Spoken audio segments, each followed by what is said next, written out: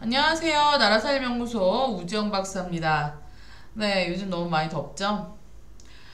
네, 오늘은 숫자로 부르는 시대정신, 그래서 재미난 어떤 드라마, 영화, 소재와 그 예산을 좀 연결시켜서 좀 쉽게 이야기하는 코너인데요. 이번에는 낮과 밤이 다른 그녀 드라마와 거기서 나오는 공공근로 예산을 좀 알아보도록 하겠습니다.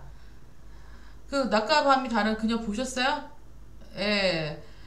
저는 뭐 끝까지 다 봤는데 처음엔 좀 재미있다가 또 소재도 신선하고 근데 뒤에 가서 보니까 너무 재미가 없더라고요. 그래도 끝까지 보느라고 고생했습니다.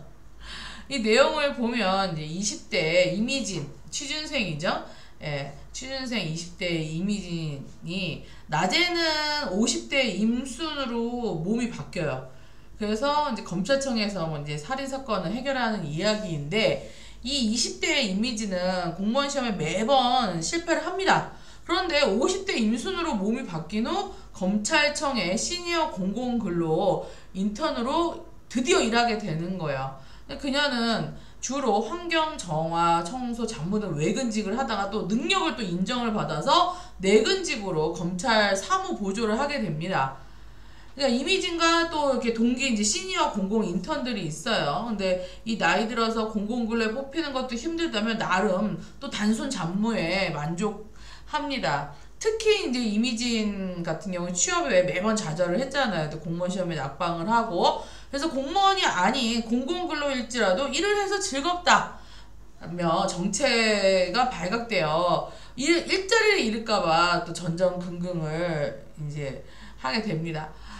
여기서 이제 시니어 공공 근로자들을 보면 모두 살인 사건과 연관이 돼 있어요. 그들은 살인을 당한 자, 살인을 목격한 자, 살인 사건을 이제 당시 살인 사건 담당했던 형사, 살해 용의자 한 명은 또 살인자 이렇게 다 이 사람들이 모여서 공공 근로 이제 시니어 인턴 그룹이에요. 그래서 이 드라마 작가가 왜 시니어 그 공공 근로자에게 이런 역할 설정을 했는지는 모르겠지만 공공 근로를 비현실적으로 그리고 있는 것은 분명합니다. 먼저 이미진의 나이는 시니어 기준이 만 60세 이상이 돼야 되는데 50대로 나와서 이것도 삐 틀렸죠. 그리고 동기 인턴 2명이 나오는데 한 명은 경찰 공무원 은퇴자고 한 명은 병원 원장이에요.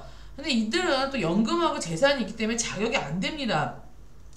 또한 또 이미진처럼 외근직 그 시니어가 내근직 실무관 뭐 보조로 발탁되는 것은 극히 힘든 일입니다. 그래서 이제 당연히 드라마니까 비현실적으로 그릴 수 있는데 현실의 공공근로하고는 많이 다르다. 이 얘기를 드리는 거고요.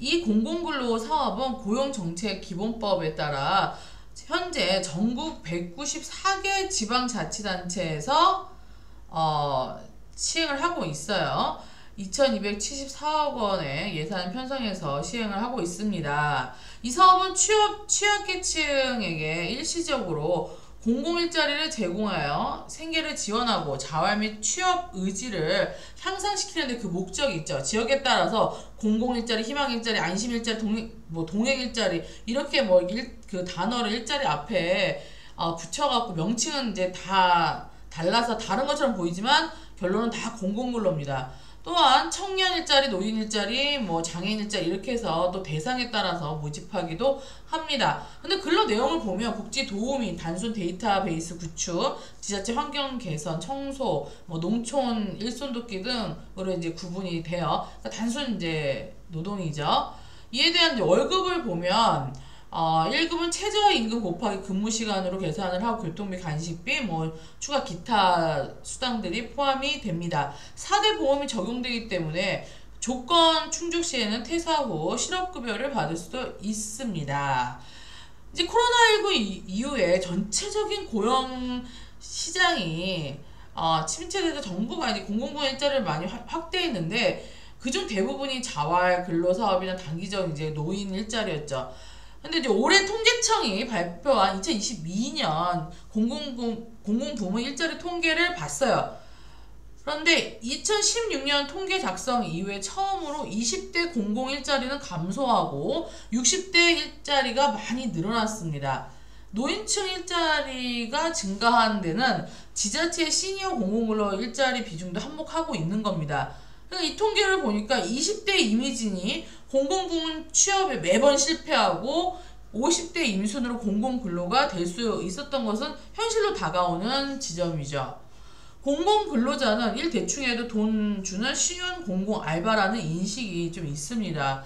내근직은 이제 단순 반복 업무인데 청년 위주로 하고, 외근직 허드레일은 노인 위주로 배치가 됩니다.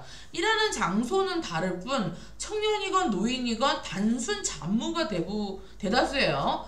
코로나19 등 취업이 더 힘들어진 상황에서 취약한 취업 계층들에게 생계에 보탬이 되는 복지 차원은 될 수 있지만 생계를 영위할 수 있는 일자리는 아닙니다. 근데 자꾸 이제 일자리라고 이제 붙어 있는 거죠.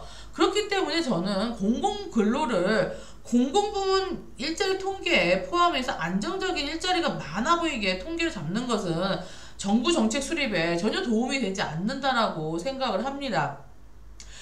한편 얼마 전에 이제 공공근로 예산 관련돼서 공무원 범죄가 연이어 발생한 거 아시죠? 청주시 공무원은 대학생 공공근로 관련 예산 5억 원을 빼돌린 혐의로 구속이 됐고, 고흥군 공무직 직원은 공공근로자 중도 포기자들의 3억 원 상당의 급여를 가로챈 혐의로 기소가 됐습니다. 수억 원의 예산이 새어 나가는데도 모른다는 거는 공공근로 사업을 계획, 집행, 정산, 평가하는 모든 과정이 다 부실하게 진행되고 있다는 반증입니다. 지자체가 공공근로사업을 지역 일자리 사업을 제대로 잡기 위해서는 적극적인 개선이 필요한데, 청년층에게는 단순 사무가 아니라 진로가 연관된 업무를 배치를 하고, 노인층에는 청소가 아니라 그가 쌓아온 경험을 진단해서 노하우를 발휘할 수 있는 업무를 배치를 해야 될 것 같습니다. 또한 일회성인 공공근로가 아닌 공공부문의 지속적인 일자리로 전환할 수 있는 기회를 주는 연계 시스템이 필요할 것 같습니다. 이 드라마 속 이미진이 공공근로를 통해서 적성을 찾아 마침내 검찰청에 또 취직을 하거든요. 이렇게 해피엔드를 장식한 것처럼 이 공공근로가 일자리로 제대로 될 수 있게 정책이 좀 개선되어야 될 것 같고요. 낮과 밤이 다른 그녀의 공공근로가 아니라 낮과 밤이 같은 그들이 양질의 일자리를 갖게 되길 기대해 보겠습니다. 네, 오늘 우박씨는 여기서 마치도록 하겠습니다. 감사합니다.